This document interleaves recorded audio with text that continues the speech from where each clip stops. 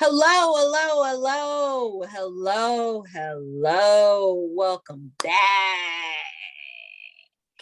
I miss you guys. I miss you guys so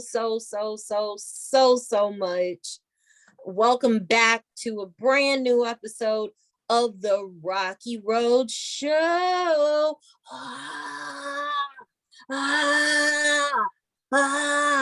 Yes, it's Rocky Road, Rocket on the Rocky Road Show. And I'm back in the building after an extended vacation. I'm sorry. Yeah, that's about all you're going to get from me right now. So anyway, I have a very special guest with me tonight. I have Ambitiouz. What it do? You know what I'm talking about? Your homie from around the way, NYB Ambitiouz. Hey, Ambitiouz. So, I have behind the scenes been working with Ambitiouz on a lot of things. This guy is very talented, very educated, in the music industry. This is just so happens to be the first time that we're really talking about music, and I'm very excited to dig into it. So let's do it. Guys, you already know, download Crowded Streaming, our lead sponsor. Okay, so Crowded Streaming, independent music artist app. It's free to download. It's free to upload, and you get paid for your streams. What are you waiting for? Download it. And big shout out to Grind City Media, making sure that we're broadcast to a whole bunch of people over on Roku, GCTV. Shout out to y'all. Thank you so much for giving us a chance. Get well soon buttons. You know we love you in Houston. Get well soon. We love you so much. Feel better. All right, let's hop right into it. So I have Ambitiouz with us today. Ambitiouz, where are you from, for one? And for two, how did you get into music? All right, see, I'm really born in Dallas, Texas, but I was raised in Warden, Texas, small little country town, probably about an hour south of Houston. And I really got my start in music by messing around with my cousin. See, really, I started off as a football star. That was my first love. I should be in the NFL right now, but hey, God has a plan. But so music just started to be a hobby, messing around with my cousin. And then in high school, I got 2 injuries back to back. So I started thinking maybe sports just not for me. So then when the time came around for college, I only had one little college that wanted me to come play football for them, and I turned them down. It was only a D2, Division II school. Probably should have took that, but I was so focused on music. So here I am today, still trying to make it happen. Wow. So Dallas, huh? Oh yeah. Triple D, dirty Dallas, as they say. And so are you into football? Not as much now, but at first that was a real big passion. I used to keep up with like the new recruits, the legends, old schools, top NFL prospects, and I was just all into everything. But now I try to catch a game when I can. I couldn't even tell you who's the best team in the NFL right now. I could tell you who the worst is. Yeah, I've been hearing a lot of chatter about them Texans. Well, but it's a building season. It's a building season. I don't know, it's who that nation over here. So, everything else. Okay. To the left. Oh yeah. We kind of blew past y'all a little bit too. That was a good game though. Oh, I'm Yeah, yeah, the well, I Cowboys. mean, you know, my dad is a Cowboy fan, and I always have this joke, right? You can always tell who's a Cowboys fan. Oh yeah. But I gotta say, like, I never would have guessed that you were from Dallas. Like, you don't give me That type that of vibe. that type of, hey, Dallas, people from Dallas, please close your ears right now because I'm very mean and hate mail, okay? So I don't even play with me. But like you don't have that whole arrogant Dallas, like from Dallas cowboy and people from Dallas sometimes too. So Yeah, I kind of really hate the stigma type that Cowboys fans get. They're real fanatics and how they just stuck in the 90s. I yes. kind of just, I don't know, I see past that. And I always had hopes for the future, but I've been thinking about bandwagon lately, but this season here pretty good. Man, It's yeah. hard being a Cowboys fan though, but really I grew up in a Cowboys household, so I guess it just rubbed off on me. Mhm. That's really what Yeah. it was. Yeah, I grew up in a Cowboys household too, but Still who that go nation. figure. My son, he's a Texans fan, diehard Texans fan. I'm like, okay, whatever. And then of course I'm Who Dat Nation. My mom likes the Steelers, and it's just all jumbled up over here. So Yeah. Y'all really whatever. get into the Yeah, rivalries and it exactly. gets real. Yeah, it really So it does. ain't It just no really one, does. it ain't I just no mean, one bandwagon. at the end of the day, I'm just gonna say this and then we gonna move on. We will be doing much better this season if our quarterback wasn't damn new. Like, I mean, Right. he's not new, but He's not seasoned this is either. his first year starting. So Right. yeah, That but experience is the best teacher. we So yeah, exactly. And plus, he's being trained by the best. Drew Brees, he's still around, but subjective, but oh, okay. well, okay. Nah. All right. Anyway. I salute Drew though. hmm Well, I'm glad to see that Dak is back. That Man, the was whole team pretty bad. healthy. I mean, I know. I have to say that I did, and I'm not trying to make this whole first 30 minutes about football, y'all. So if you tuned out, tune back in. Okay. But I football is part of my life too. Okay. So we gotta honor all sides of All us. aspects of life. Yeah. Yes, exactly. So, but yeah, I was watching the what was that? That documentary series, the With Colin football. Kaepernick, black and white. No, Um, the one that they do every year and they do a different team. oh, Hard Knocks. Yeah, so I think this season it was about the Dallas Cowboys, and I Man, caught okay, a I've been couple of missing out though. episodes. See, I'll be out the loop now. Oh yeah, it was Catch me really 10 good. years You ago, should. I could have told you about everything. I could have told you, Oh oh yeah. yeah, it was actually really good. They were talking about Dak's injury, that infamous bad injury where he Hurt his broke his ankle. ankle. Yeah. That Yeah, was and the nasty. bone came out. Yeah. And he had to rehabilitate, and it's more mental than anything. But anyway, guys, back to the music. All right. Did I lose you? Come on back. Come on back. It's okay.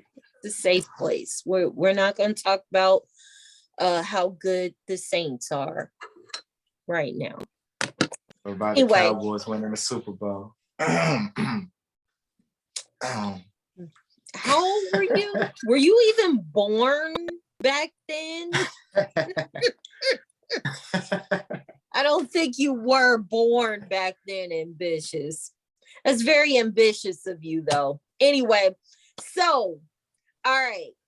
back to the music. Okay, so growing up in Dallas, who were some of the your musical influences? Mm. All right, see, I was about 6 or 7 months old, and my dad had passed away. But then once Mm, my dad passed away, then my mom had moved to Warden, Texas. So I spent most all my life in Warden, Texas, and I go back and forth to Dallas like every other summer here and there, and just go visit. But really, I just grew up off that H-Town music and Screwed Up Click. I just fell in love with that. I couldn't get past that. But before I can really like decipher music though, I just whatever came up on the radio. I was a mainstream guy, I guess, because I ain't too much know about the underground. But my love for music had me pursuing more, and my friends they put me onto the underground. And my cousin, the one I was talking about, put me on music. He had a screw tape. I didn't even know how classic a screw tape was back then. He actually had a cassette tape. So Screw had to touch it though, I'm thinking. But yeah, he used to mm, play that screw tape all the time, and I was hooked from there. He ended up getting some kind of equipment. We used to try to record, but it was just a hobby. Like like the your passion for sports. That was my first love, football. mm. But yeah, and I was a freshman. I broke my ankle, and I was like a top prospect too. I was on the freshman team, and we would scrimmage against JV and varsity, and I'd be doing it, man, like it ain't nothing. They thought I was gonna get moved up to varsity, and I ended up breaking my ankle. And I came back Mm. rehabilitated. Was that you said that was high school? Right, right. That was high school in ninth grade. Mm. Right. So I started in Pee Wee since 7 years old and playing football. In Pee Wee, I was always one of the fastest. They used to just sweep right or sweep left, throw me the ball, and I just take off running. And What couldn't nobody position? catch me. And in Pee Wee, I was running back. And then when I got older, I got moved to receiver. That was my favorite position, wide receiver. I can catch anything behind the back, one-handed. I used to just do it to try to show off sometimes. But then when I made it to freshman, they tried me as a kick returner because he was getting frustrated with all the people that did want to do the kick return. I never wanted to do that. I just wanted to do my job and get off the field. But he was looking for other prospects. And I ended up doing good in that too. I did two good returns. We scrimmaged against JV that day. Never forget that day. And this one dude, I guess he was getting frustrated because I kept scoring on him. He was like, man, you can't let the little freshman keep doing us in. And he came hard and tried to tackle me, but I ended up kind of shaking him off. But he was holding on me tight and he wouldn't let my leg go. So I kind of dragged him and I tried to spin up out of it. And he kept having my leg when I tried to spin. I just heard something pop and I just fell to the ground. That was it. Mm. But my hopes wasn't up there. I'm gonna come back stronger. So I thought 10th grade did all right. I still was trying to come and bouncing back. 11th grade, I started shining again. Then I tore my MCL in my knee. And at Mm. that time, they started moving me on defense. I played defensive end out of all positions. I think I was like 185 going up against big like 280 some linemen.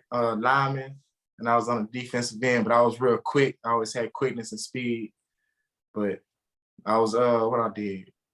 I think I was trying to get loose. One of the linemen had me, and then the next lineman next to him had fell on my leg, and my leg had went in, and that was it too. And I was like, man, I'm through with football. I just did 12th grade year just to do it. My heart wasn't in it no more.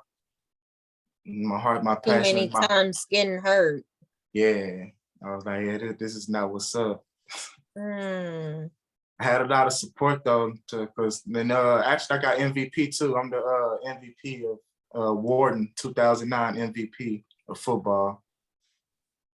I had a So, lot of and support. also you took music related business courses in college? I see. Then once I was trying to find myself, once I told that one college recruiter no, I started looking into music programs. What can I do to actually pursue this? I didn't have no support for the music. I had all the support for football. So once I chose music, I kind of like lost fans, I guess. I used to be like one of the most popular, but they ain't really, not too many followed my steps in music. But I went search, I found the Art Institute of Houston. I saw that they was doing this music program. And I was trying my hardest to get enrolled in there, but they're just so expensive and I couldn't really afford it. So I ended up taking a few classes at junior college in Wharton Junior College. And I did like a year and a half there. And then I transferred to Texas Southern University. But I still kept doing my research. I was just dedicated. I had to prove them wrong. Like, I knew I was gonna make it. I knew I wasn't making the wrong decision. I just needed that support to try to back me up. Then once I got in that program, I found Texas Southern University had a program, Entertainment and Recording Industry Management, but they call it ERM for short. So I ended up joining that program, kind of started getting a little support from my mom again, as long as I do good in school. But I wasn't doing as good as I could in school, as good as high school.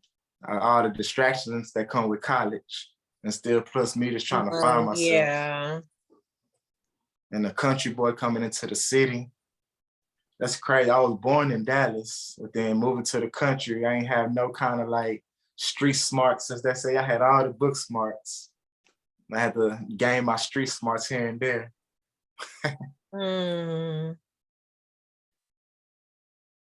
Wow. So, going to school for music business, what did you find out from taking music business courses, and how are you using that knowledge today? Okay, see, first I really just joined it as like an excuse to like meet successful people already, to try to get them to hear my talent and just put me on. But then actually started digging into the studies. And one of my favorite professors today, I ended up meeting a professor. He was an entertainment attorney. His name Professor Williams, but I think he go by J, Double J, because he ended up doing a lot of work with D-Rec and Rec Shop, and he had artist Youngster. He helped Youngster get a deal at Sony Records with the knocking pictures off your wall. He was the attorney. He put a lot of deals together. And then just hearing his story and just him just teach me all about the business, I was like, man, this behind the scenes is where it's at too. You don't just have to be on the scene artist. I just kept studying the business, kept studying and learning from him. And then another plus too, at the time, Beyonce daddy, Matthew Knowles, was teaching classes there. At first, I didn't know. When I first got there, I was so intrigued by my Professor William, my lawyer professor. He's an entertainment attorney. Then when I found out about Matthew Knowles teaching there, I enrolled in all his classes. And I just took as many classes as I could. Matter of fact, I think it's in it. Matter of fact, we had to do so much work in Matthew Knowles' class. Like, I remember this one semester, he had us turning in a 10-page paper, then like a 15-page paper, then a 20-page paper. I'm like, man, we should be writing a book. Come to find out, we did write a book. So I'm also a co-author with like 7 of my other classmates with Beyonce daddy, Matthew Knowles. The subject matter is slaves through music. Like before slaves actually came to over here, like, you know, they come from different tribes, so they really couldn't communicate with each other. So they had to like make noises and they communicated through music. And we studied how music transitioned from Africa to what it is today. I have the book. I don't want to just jump off camera real quick. I should have had it on my side, but hey, jump off camera. You good? Okay, hold on.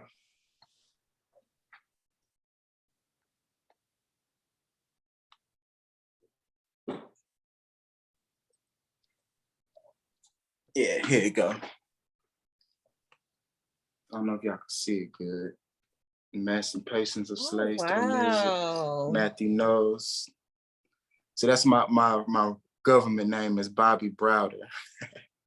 Wow. Working behind the scenes.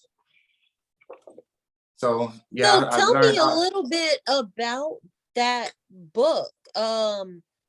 So on your contribution to that book, um tell me a little bit about the subject matter.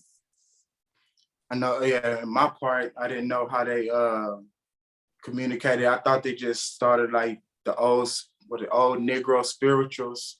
I thought that was like the first time they really like communicated like low key without the slave masters knowing. But it was started a whole lot earlier before that, before they even knew how to speak with like words. Like the men, they'll make a deep sound to let you know the master's coming or something. Or a woman will make a sound to make let you know that the masters went to sleep and they could sneak around. So it started off with just sounds and grunts and certain gestures, which eventually turned into the Negro spirituals and what we have today. But I didn't know that we could communicate through the sound like that. Wow. Yeah, that was real interesting. Yeah, I ain't gonna lie Bobby, though. I'm Right about now, to borrow that book. for sure. They Yeah. say, how am I using the knowledge I learned today? So I kept doing research, kept trying to find and network with anyone I could on campus. And there was a few of my other classmates had the same passion. We started this group called the ERM Alliance, and we started a group chat where we put all kind of opportunities that we come across while we're on campus and networking. Maybe putting like, it's a photographer opportunity, need a photographer, or we need a model here. And then so happens somebody put in a chat that they were looking for a marketing intern, but they didn't put rec shop or they didn't put direct. They put what was it called at first? They put iBoss. It was like iBoss Derek Dixon looking for marketing interns. I was like, Derek Dixon, that name sounds familiar. Derek Dixon. Kept doing research. I'm like, oh, rec shop, direct. I'm hopping on that. Like, then nobody else seemed interested. I don't know what he's talking about with the iBoss, but I'm trying to be the best marketing intern he got. So that was like in around August of 2017. And I started my introduction with Rec Shop. And all the knowledge I learned at Texas Southern, I've been using behind the scenes at Rec Shop for the past 4 years, off and on. It'd be so random now. I guess he see what type of person I am. Rec could just hit me up out the blue. Yo, I got this project I need you to do. Can you handle it for, oh, excuse me. How your family? How everybody doing? You good? Man, if you don't mind, I got this project. If you don't want to hop on it, bet. It'd be so Yeah. random. But so it was good. I can't lie, I really did want to be an artist at first. That was my first passion, well, my second passion after football. But then learning the knowledge and meeting people behind the scenes that actually make it happen, I could develop a passion for that. And I just let my passion speak for itself. Oh yeah, as now, it's That's also beautiful. a little bit of, this is what we're doing currently with Rec Shop. Okay. Promoting EXO Hood Hop. We started a new label called New Fam. So that's gonna be Rec Shop and No Sleep together. Yeah, y'all look for that Hood Hop by DJ EXO video coming the top of the year. That's what's up, bro. Wow, congratulations on all of that. Now, in going back to your music, I talked to you a little bit before. I talked to you a little bit before about the fact that I mean, you told me that you were an artist, but I didn't really see you pushing too much of your own music. What has transpired in this past year that is Man, really like made you be on your making sure that you're in the mix now in your continuing to push and promote your own music as well as, you That's know. right. Coming into myself as well. Right. Right. Well, I had this saying, I would be like, they be asking me, how you doing? I say, slow boogie. Slow boogie be no boogie. And then when this pandemic hit, everybody had to slow down. So I remember Red Cat called me one day. He was like, slow boogie, huh? No bullshit. Everybody slowing down. So I think it was that. I was just moving so fast. I had this concept, never yield business. Go, go, go, go. Handle this, handle that. You can do it. You know, they preach no sleep. You're supposed to sleep when you know what I'm saying, when you pass away. But finally got to slow down and just kind of like see who I am. What do I like to do? What do I like? Who am I as a person and as an artist? So just first, when the pandemic hit, I got a chance to slow down and just kind of just learn more about myself and just see what I want to do. How can I make it happen? How do I fit into this scene? So I never was the person like the big dope boy, drug dealer type of person. But at the same time, I could those be like some of my best friends. I could never be with the killers and the stealers, the robbers, but I'll be hanging on the block with them. But I just figure out, yeah, I'm just a homie from around the way. They just call me their homie. And then it came to a part where they looked out for me. They didn't even want me involved. They're like, oh, that's Bobby. Hold on, nah, Bobby, you gotta go elsewhere. We're about to do this real quick. I'm like, they be looking out for me. I'm like, I don't know, it just happened like that. I'm just a homie from around the way. Yeah. That's beautiful. This pandemic, yeah, I had slowed down and learned a lot about myself, and now I'm ready to tell the world. So I got an upcoming project called The Evolution of Bobby. Oh, you gonna let me hear some sneak peeks? Yeah, I got a little something pulled up. Okay. Let me see.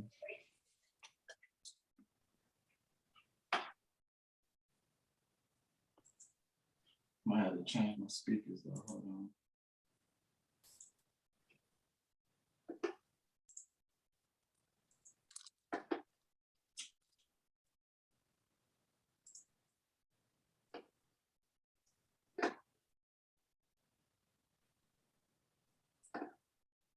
Another word to all music artists right here. Y'all see how Ambitiouz is already ready with his setup and his music. Tip, word to the wise, stay ready so you won't have to get ready. That part.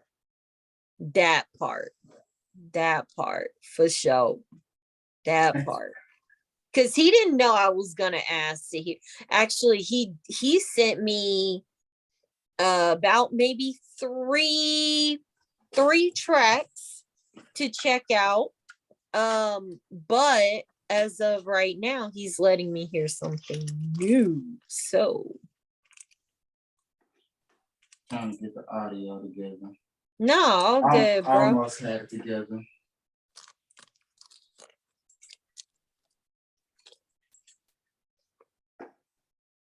All good. Take your time.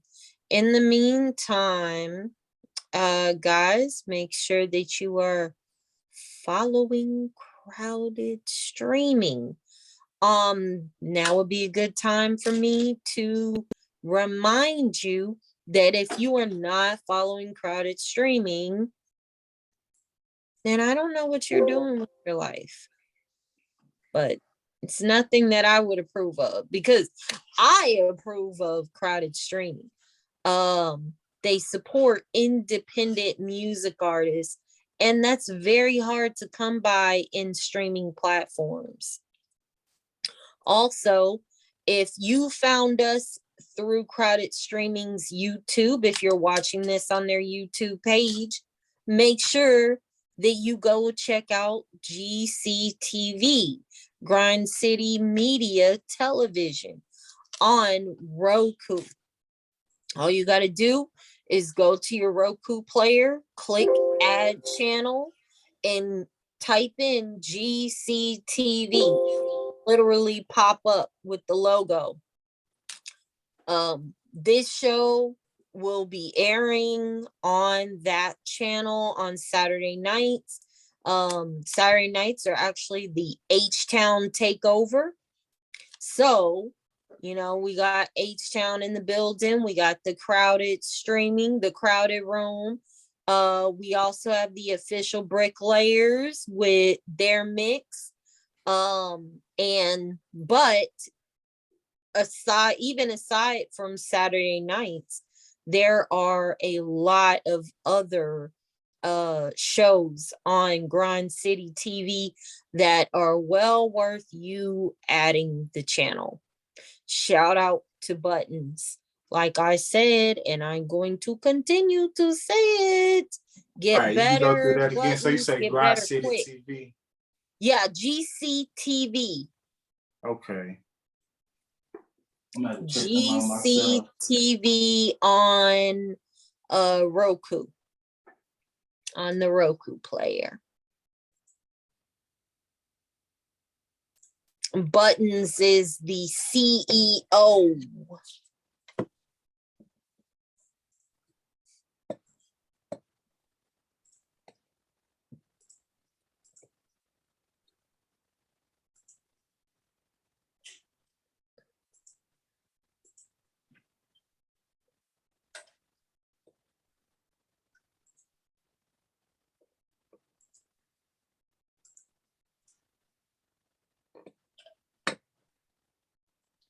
It's okay if we can't get it, Bobby. Dang. It's okay. Pulled up for that though. It's okay. Okay, well, I mean, if you want to keep working on it, maybe we could talk while you're working on it. All right. Yeah, I can do that. Okay, so tell me a little bit about you mentioned, so you sent me 3 tracks already.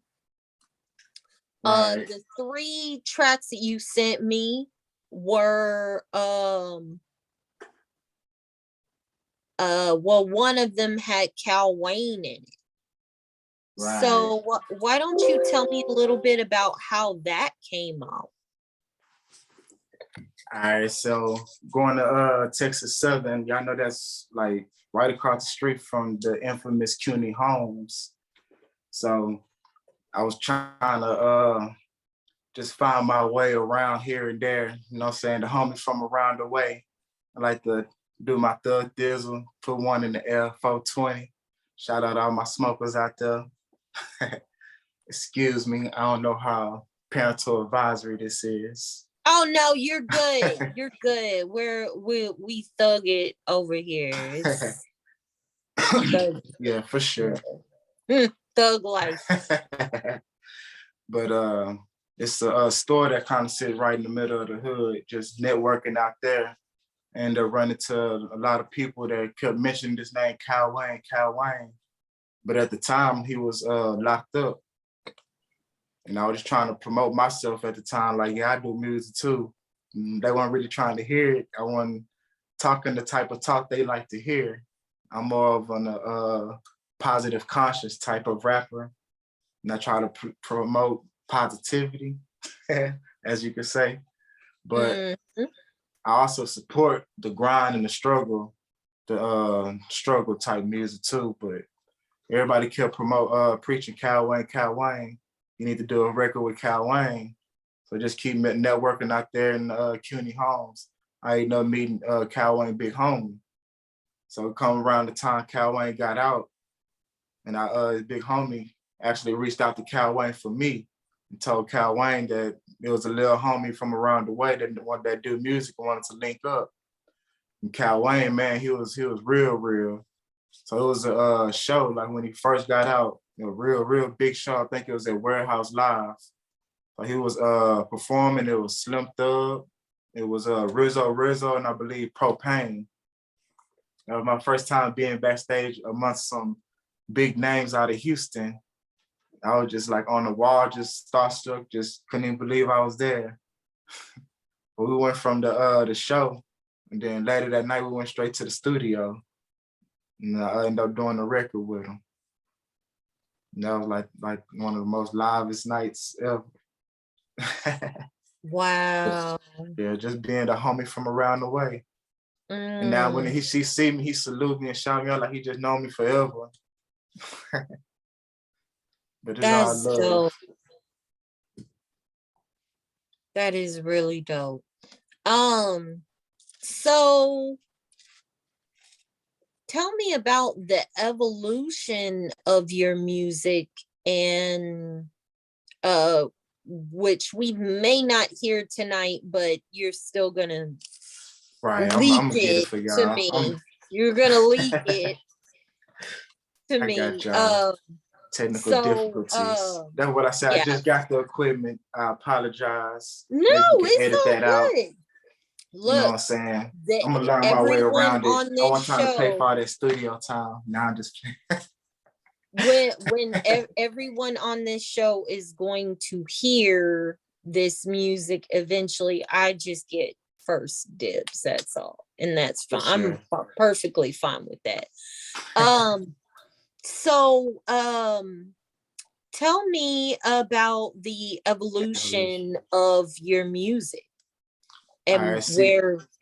Yeah, I gotta actually do have a project out now, but I'm actually not really too proud of it.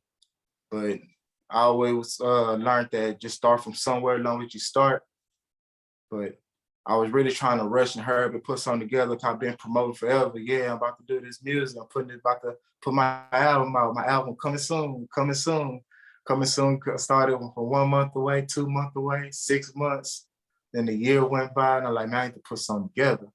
I got all these songs, but I really don't have nothing. What's the word I'm looking for? Tangible. I don't have nothing tangible to just promote. So I finna go and put this together. I felt broken home where I came from. I say my father passed when I was 6 months old. Been kind of like a little rough upbringing.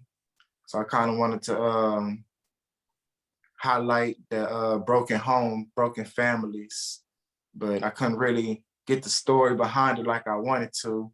And as well as some songs on there wasn't mixed and mastered properly as I wanted, but whatever I had together, I scrambled it together and threw it out there and called it Broken Home. So that's available everywhere, Broken Home. But I was able to slow down, like I said earlier, through this pandemic. Man, just feel like I regained my passion for music, really. Been writing and doing all these type of challenges and just feel like I'm just King Kong. Like every rapper should feel like that. Like nobody can be, when I'm in my zone, can't nobody get with this. I'm telling y'all though, but I'm about to show y'all. That's the evolution of rushing and trying to hurry up and just put something together when actually sitting down and properly giving something to y'all. It's about to be a nice little story. Man. So when is this project dropping? I see. If I would have went my original plan with going to a studio and actually recording, there's this label called Official Loud, ran by this up and coming, I salute him, a real good executive named Derek McKinney. I don't want to mess his name up, but his Official Loud, Live Out Your Dreams, made a post, say if you could submit 5 tracks by December 15th, I will put out your EP in the first quarter. I really wanted to do that. That was my real first intentional goal, but just sitting down and I've been thinking a lot during this pandemic. Feel like it was better for me to go and invest in myself and get this studio equipment together and go and do it the right way instead of trying to pay for somebody that really, they just be doing it for the money. They really don't put their passion into it unless they really, like they humble or something. Then they gonna definitely mix it properly and master it properly. But as far as your money goes, how far your support goes. Yeah. So soon? Oh, yeah. So since I'm not gonna do it in this first quarter, I'm planning Well, I guess I was gonna say March, but I guess March is still the end of the first quarter. But Yeah. for sure by March, you're gonna have the whole project. But in January, I'm starting to drop singles and videos to build up the hype.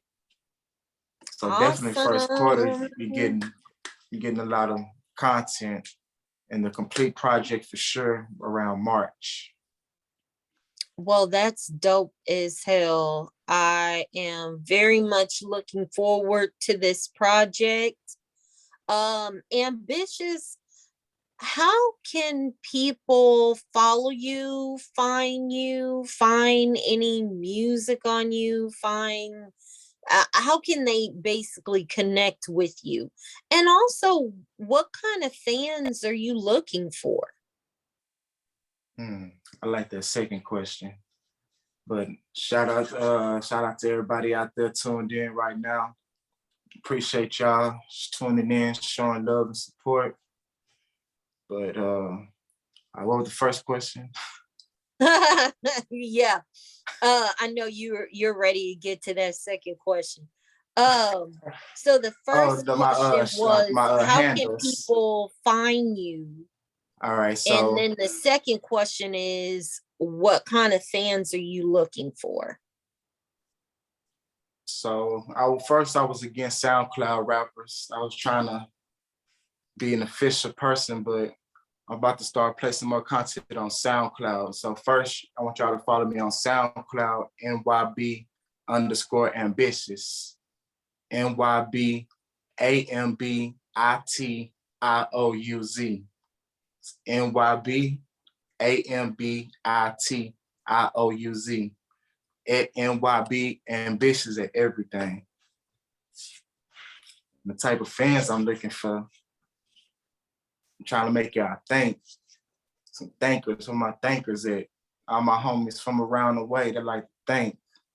Put something on you, some fat on your brain. Try to teach you about life, give you some life lessons, life goals. Tell you what I've been through, my mistakes. Maybe you can avoid them, or you can capitalize and make it even better. That part. Man. Well, thank you so much, Ambitiouz, for joining us today on the Rocky Road. Guys, he will be a crowded streaming music artist as well. So I get that you'll be you will. I'm gonna get it. I'm gonna get it, and I'm bring it over here, and we gonna rock it. And shout out to Crowded Streaming once again. Shout out to Grind City Media. Follow Ambitiouz and his grind, and support him on all of his networks. Thank you so much, Ambitiouz, for being a part of the show today. For sure. Thank y'all for having me. Salute. Alrighty. All right, guys. Well, from Rocky Rocket on the Rocky Road and Ambitiouz, shout out to all y'all and good night.